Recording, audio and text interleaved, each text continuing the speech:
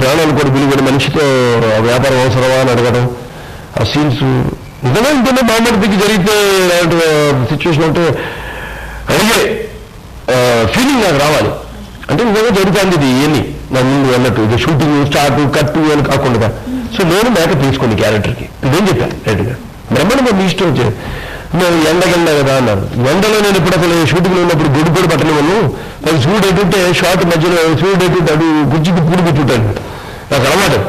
So నా టెక్స్చర్కి ఎటువంటి డోకా లేదు, ఏం జరగదు, నేను మేకప్ లేకుండా చేస్తాను, నాకు ఆ ఫీలింగ్ వచ్చింది. కొత్తగా డ్రెస్సింగ్ ఇచ్చింది అంతా కూడా క్యాజువల్గా న్యాచురల్గా నేను చూస్తాను. నాకు చాలా మంది మిత్రులు డాక్టర్స్ ఈ క్యారెక్టర్ దగ్గర నుంచి వాళ్ళు కొంచెం వాళ్ళు అవసరం ఉన్నప్పుడు కలవడానికి వెళ్ళినప్పుడు వాళ్ళు బయటికి వెళ్ళి చూసే ఉండాలి ఎటువంటి డ్రెస్ చేస్తున్నారు.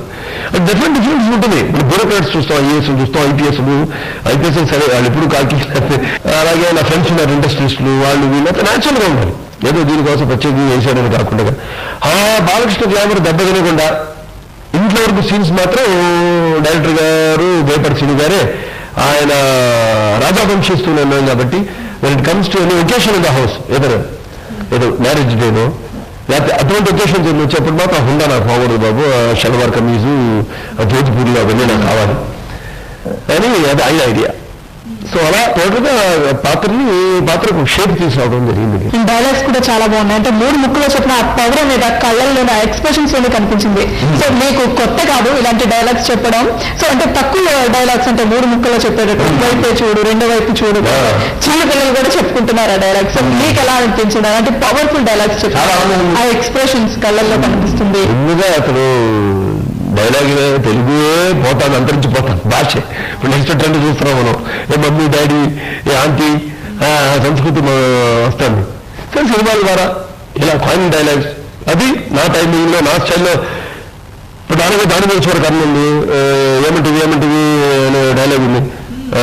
అటువంటివి ముందు మనం ఉండడానికి అర్థం కాదు, రెండోసారి అర్థం కాదు, అటువంటివి చెప్తానండి ఈ షార్ట్ డైలాగ్స్. తర్వాత మూడోది ఎస్ వాడు క్యాజువల్ తెచ్చుకుంటాడు, ఎవరు పెద్దలు అర్థం చెప్తారు, అది తెలుసుకోవాలని ఇది కూడా కలగాలి. ఎక్కడి నుంచి కలుగుతుంది? మీడియా, సినిమా మీడియా అండ్ అక్కడ టెక్నిక్ అనేది ఆర్టిస్ట్. అందుకే నేను ఎప్పుడు టెక్నిక్ ఎక్కువ ఎంకరేజ్ చేయను. టెక్నిక్ చేస్తాను అవసరమైన చోట, అంతేగాని ఆర్టిస్ట్ని ఇప్పుడు లాంటి ఆర్టిస్ట్ ఎప్పుడు టెక్నిక్ డామినేట్ చేయడం అనేది నేను ఒప్పుకోను. Never allow technique dominate character ఒక టెక్నిక్. ఇప్పుడు నేను మీరే అన్నారు, ప్రతి పిల్లాడు కూడా చెప్తున్నాడు ఆ డైలాగులు, కానీ డైలాగ్స్ ఆ సమరసింహారెడ్డి నుంచి కానీ నరసింహారెడ్డి నుంచి కానీ చెప్తున్నా అంటే అది టెక్నిక్. అది తిరిగి అప్పుడు చెప్తున్నా అంటే అది ఒక టెక్నిక్. సో ఆ టెక్నిక్ నేను డామినేట్ చేయకుండా ముందుగా దాన్ని పూర్తిగా నేను దాన్ని తీసి పక్కన పెట్టాను. కథకి ఒక ప్రాధాన్యత ఇస్తాను, కథకి నా క్యారెక్టరైజేషన్కి ఒక ప్రాధాన్యత. అలాగే డైరెక్టర్ గారు కూడా దృష్టిలో పెట్టుకుని జనం ఏం కోరుకుంటున్నారు, we have to provide the goods. మేమేంటి like any consumer good. So నిత్యావసర వస్తువు లేదు. సో జనం చూస్తారు మమ్మల్ని ఎప్పుడు సినిమాల్లో కానివ్వండి, లేకపోతే ఏదో సినిమా థియేటర్కి వెళ్ళి కానీ, లేకపోతే ఏదో సినిమా వస్తూ ఉంటుంది టీవీ ఛానల్స్లో, లేకపోతే ఏదో సినిమాలు డిబిడియో విసిడియో తెచ్చుకుని చూస్తుంటారు. సినిమాలో ఏదో ట్రైలర్ నడుస్తూనే ఉంటుంది, సినిమా రాబోతుందనో. సో ఇలా ఎప్పుడు చూస్తుంటారు కాబట్టి నిత్యావసర వస్తువు. సో వాళ్ళు కోరుకునేది ఏంటో మనం ఇవ్వడం అనేది మా డ్యూటీ. అది దృష్టిలో పెట్టుకుని డైరెక్టర్ డిబిడి అనే కొత్త ప్రయోగం చేశాడు ఆయన. ఆ కాలేజ్ సీట్లో ప్రిన్స్ ఎప్పుడైతే కొడుకులు కొడతారో మేయర్ వస్తాడు అది రిసీవ్ చెప్పి లేకపోతే డిబిడి ఒక కొత్త ప్రయోగం. అలాగే డైలాగ్స్ కూడా పెద్ద డైలాగులు కాకుండా ఇక్కడ వైద్యం చేస్తుంటాను, అక్కడ ఒకడు వస్తాడు, ఏదో నా చోటు నా ఇలాకాలో నా జనం మీద నీ పత్రం వింటారా, వారు చేస్తారు, జబ్బులు వచ్చి లేకపోతే అదృష్టాలు బతుకుతారో, నీకెందుకు నీకెంత సంబంధం ఉంటే అక్కడ డైలాగ్ నీకు కావాల్సింది నేను నాతో పెట్టుకో, 10 మందితో రా, 10 పెంచుకుంటురా, లేకపోతే 10 సార్లు రా, అంతేగాని జనం జనకొద్దు వెళ్ళు అని చెప్పడం. అంటే కాలింగ్ డైలాగ్స్. అలాగే అక్కడ అసలు విలన్ ఇంటికి వెళ్ళి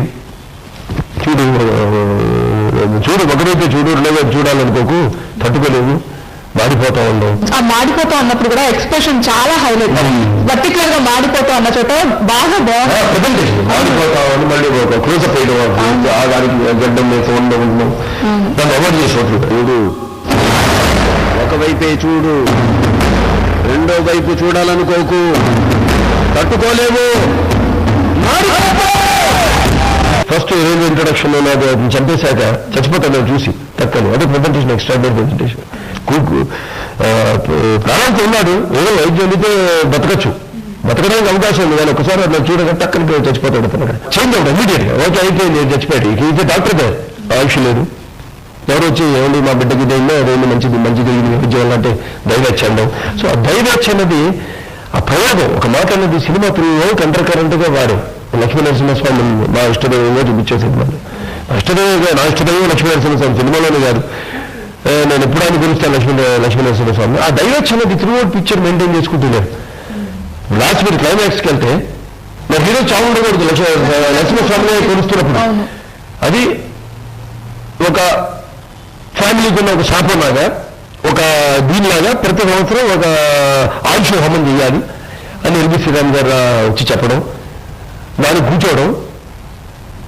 తను ఇంట్లో వాళ్ళు కాకుండా ఇంట్లో వాళ్ళకంటే బయట వాళ్ళు చదివిస్తూ మెడిసిన్ చదివిస్తున్న ఒక అమ్మాయి, ఆ అమ్మాయి ప్రాణాపాయ పరిస్థితుల్లో ఉన్నప్పుడు ఈ హోమాన్ని కూడా లెక్క చేయకుండా తన అబ్బాయిని కూర్చోబెట్టే కదా వెళ్ళడం. వినోస్ ఒకసారి హోమానికి మధ్యలో లేచానంటే అన్నమెత్తగా నేను పోవాల్సింది, నేను సమితి కావాల్సింది. అందులో ఈ మంచి చెడు మధ్యలో జరుగుతున్న ఈ సంగ్రామం నేను పోవాల్సింది. ఇప్పుడు జరగబోతుంది పెద్ద కలామిటీ, కురుక్షేత్రం జరగబోతుంది అక్కడ అని సబ్బాయిని కూర్చోబెట్టాడు అక్కడ. వినోస్ వెరీ వెల్ ప్రాణాలకు తిరిగి వస్తానో లేదో అని ఒక భయంకరమైన విపత్తుకరమైన పరిస్థితుల్లోకి నన్ను ఒక అభిమన్యుడు పద్మవ్యూహంలోకి పద్మవ్యూహంలోకి వెళ్ళబోతున్నాను.